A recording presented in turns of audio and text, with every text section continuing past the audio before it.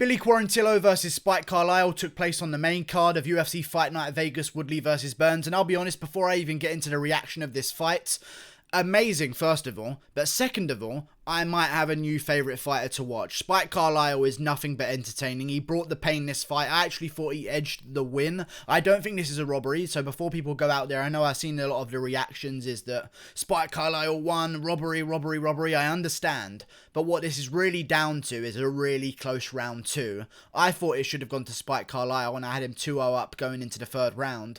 It could have gone to Billy Quarantillo. It was a razor close fight, I understand. I thought Spike Carlyle won.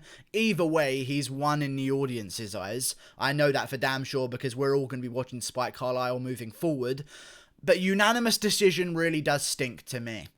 A little bit. Like, I get a split decision to Billy Quarantillo. I could maybe reason with that a little bit. Like, I understand maybe a draw. You know, Billy Quarantillo getting a 10-8 in round 3 maybe because he did completely outland Spike Carlyle. Had him in some dangerous positions as well. I can maybe see a draw happening. A split decision win I would be a little bit unokay with, but I understand because it was a close round 2. And then, you know, unanimous all 3 rounds is a little bit fucking shit. Let's be real. You know, give Spike Carlyle some fucking respect by at least dignifying him with a split decision to show that it was a close fight. But unanimous.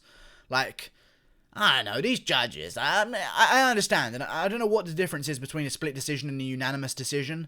It's kind of just the same thing, like each judge has a 50% chance of seeing it one way or the other, so if all 50% roll on the side of Billy Quarantillo, I understand how it's unanimous, but I almost just feel better sometimes when they get the validification on their resume saying that it was a split decision loss, because when it says unanimous, people jump to conclusions. If they haven't watched the fight, they just think Billy Quarantillo destroyed him. I actually picked Spike Carlyle to win this fight. I thought he was going to win it by first round KO. I know Billy Quarantillo on the feet in the first round is a little bit rusty. He's been KO'd before by a head kick in the first round.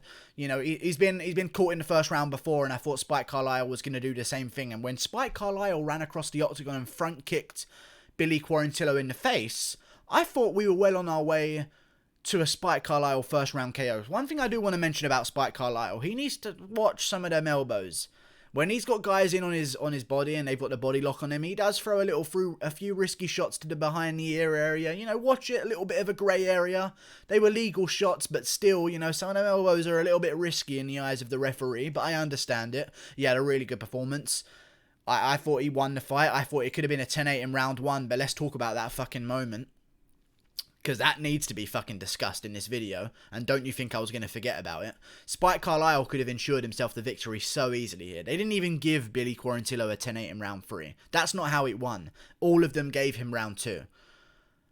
He wasn't dropped in round 1 because he got battered and sort of hurt and rocked against the cage, and then Quarantillo went for a takedown, so it wasn't really a knockdown per se.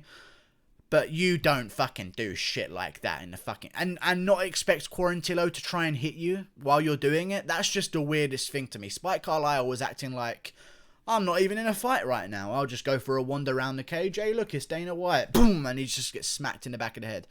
He's going to learn from that, because I love the flashiness. I love the scrambles. I love the jumping front kicks to the face. I love the jumping, standing hammer fists that he fucking does, and the 12-6 elbows that, like, are illegal. I don't even know what he does, but I love everything about Spike Carlyle's fighting style. But one thing I don't like is dumb shit. Like, I get making it a show, but turning your back to your opponent like the round's over when you got 5 seconds left and the guy's still trying to win a fight and he smashes you in the back of their fucking face. I don't know if you can smash someone in the back of the face, but I'd like to see it happen if possible. But he clocks him to the side of the head. Like, that's just some dumb shit to me. Like, I almost don't even mind him if it was a split decision because he made that mistake, because he could have very easily got a 10-8 round in the first, but he kind of just let him up at the end and was like, hey, do you want a chance back in this fight? Here's your chance. I'm not looking. It was a little bit weird to me, but I like Spike Carlyle. I thought this was an amazing fight. This is definitely going to earn Fight of the Night, and if this doesn't earn Fight of the Night, Daniel Rodriguez versus Gabriel Green is a close second for sure, but this one should win Fight of the Night. I'm so glad it got moved up to the main card. I've been calling it to be on the main card the entire week. I don't know why it was on the prelims. I knew everyone was excited for this one. Spike Carlyle is a character. I think there's good things to happen from everyone involved in this situation. They're both good featherweights. Billy Quarantillo's now 2-0 in the UFC. Billy Quarantillo's good. I'm not seeing this as him coming off a win still. Let's talk about the second round, actually. Let's really break down this decision, because in the second round, it's an opinion-based round. The first round is clearly Spike Carlyle's, but he didn't get a 10-8 because Quarantillo hurt him at the end and kind of stole back some points in the eyes of the judges, and maybe it made it a 10-9 round. It could have been a 10-9 round anyway, but this just eliminated any chance of it being a 10-8 round, basically, is what Billy Quarantillo did at the end of the first. Then the second round came around. Spike Carlyle noticeably is gassing out a little bit more. I think the judges may have been looking at the body language of Carlyle in the second round, because he did look like the more gassed fighter throughout it. But in the second round, what the argument is top control over submission attempts. Billy Quarantillo landed a few more strikes, but those were off bottom. He was landing some good elbows, don't get me wrong, but Spike Carlyle was passing guard, getting into half guard, getting into full mount, taking the back, side control. Like, he had a lot of good positions in that fight, but obviously Billy Quarantillo had some submission attempts. I want to talk about those submission attempts, because this is really what the second round comes down to. Those triangles, I understand that you can count them as submission attempts, and I don't think they even counted the triangles, because they weren't, like, Carlyle's shoulder wasn't even in. And maybe I'm going to have to go back and rewatch that round and really see. But I think these judges need to understand when someone's in danger of being submitted and when someone isn't. Like, even in the rear naked choke situation in the second round, Spike Carlyle's on his side. He's hip to groin in a rear naked position. Like, it's very impossible to get choked out from there. I know we've seen it happen before, but that's a lot of times when guys use their body weight. Brandon Davis used it against Ricky Salmon. Is that his name? Randy Costa. Brandon Davis versus Randy Costa. He got it from the side, but he used his body weight to really crank it. You're not really going to get a submission like that in that position. That's more of a sign that maybe the judges are thinking these submissions are a little bit closer than they are. The shoulder wasn't even in on the triangle attempts. So they were kind of just showed submission attempts, but they weren't really in like some really close times that could have maybe finished a fight, like Bryce Mitchell versus Charles Rosa, if you know what I'm saying. They were good. Billy Quarantillo, I'm not even mad at the decision. I could be angry, say it was a robbery, but I understand that second round was razor close. I thought that Billy Quarantillo would have lost the second round.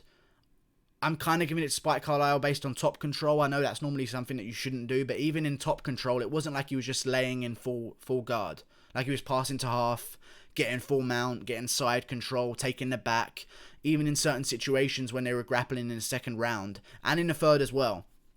Mainly in the second round. The third round was fucking dominant for Quarantillo, but in the second round, Spike Carlyle, I felt like, when he took Quarantillo down, he dominated and stayed on top and won the positions on the ground and passed guard, and eventually Quarantillo would get back up in a situation, and good for Quarantillo for getting back up. But when Quarantillo took Carlyle down and had some success, Carlyle was reversing position, which is why I kind of gave him that round, because it shows that he's been put at -1 and he's brought it back to 0 and then won for himself, rather than him putting Quarantillo at a -1 and then Quarantillo returning to 0. I hope you guys understand what I mean by that in terms of how I'm scoring the grappling exchanges. He put Quarantillo in a bad position. Quarantillo made that position neutral. Quarantillo put Carlyle in a bad position in the second round. Carlyle made it neutral, then reversed it and made it a positive for himself. That's how I'm kind of seeing the grappling situation in the second round. I'm going to have to rewatch it, because who knows. It was a crazy fight, by the way. Like, that was just absolute. It was a fiesta. Like a circus back and forth the entire time. That whole moment in the first round was just fucking retardation of the highest order. But I tell you this, Spike Carlyle is tough. I would like to see him work on his cardio. Listen to me. I'll say this. Colby Covington is going to start his own situation. Like, he's saying this, Colby Covington Incorporated, anyone who wants to train with him can train with him. If I was a fighter right now and I was from maybe a lesser known gym and I need to work on some things, go and train with Colby. Your cardio will 100% improve if you want to keep up with him. If you just train with Colby Covington and your main aim of training is to try and keep up with him, your cardio is going to improve tenfold. I'm still a fan of the Alpha Ginger. I think he should look to do a bit more cardio in his camp, because he did gas out quite heavy, but then again he had a huge first round where he got rocked at the end. That's going to be a bit of an adrenaline dump, so I don't know how much we can tell off of this fight, but you know what? I see this as a win for both. They both put on a great show. I thought Carlyle edged it, but I'm okay with the decision. Billy Quarantillo gets the job done. And moving on in the division, who are they going to take on next? there's some good names at featherweight for the pair of them, really. Like, there really is some good names. I like the pair of these guys. I think they're both going to be mainstays in the division. Obviously, this fight wasn't at their current weight class, I don't believe, if I have a little look. Catch weight, yep. Wasn't at their current weight class, but even still, I feel as though both guys are going to have a future in the UFC. And I think a great next opponent for Billy Quarantillo could be a guy like Grant Dawson. You know, I think that would be a great opponent. A featherweight, big, strong, grappling orientated, coming off a big win against Darrick Minner, which showed some little bit of grappling errors in his game a little bit, but Grant Dawson's still very dominant. Maybe that could be a fight that happens soon. Billy Quarantillo, Grant Dawson sounds good to me. And for Spike Carlyle, there's a lot of guys coming off losses in that featherweight division right now that are still somewhat interesting fights. You know, I'm not going to offer up Jeremy Stevens and people like that, but, you know, Nick Lentz always puts on a scrap, and if he's looking to stay at the featherweight division, coming off a close loss to Arnold Allen, if he's looking to stick around at featherweight, Nick Lentz, Spike Carlyle, I almost feel like Spike Carlyle should be rewarded for his performance by a little bit of a jump up the rankings, and I'm interested in what they do with him next. Very entertaining. He only has time to improve. I'm looking forward to his future fights. If you look at a pair of them, I mean, Billy Quarantillo's 31, Spike Carlyle's 27. He's got time to improve. If he can fix his cardio and go like that for 3 rounds, he's going to be a monster. So, great performance. I hope that we remember in the future that this was a razor close fight rather than just seeing it as a unanimous decision, because that can't really tell the tale of the fight. I thought Carlyle got it, but you can't be angry. It was close. Like and subscribe. Thank you for watching. Don't turn your back and act like you're going for a stroll in the park at the end of round 1 and then get dropped and concussed. Kind of ruined the fight for yourself. But oh well. See you later. Goodbye. Thank you for watching. This in the main event was the only fights on the card I got wrong. I want that to be known. And this fight could have gone to Carlyle, which case I would have got every fight but the main event correct. Just saying. Like and subscribe. Click that button there. Great fight from the pair of them. See you later.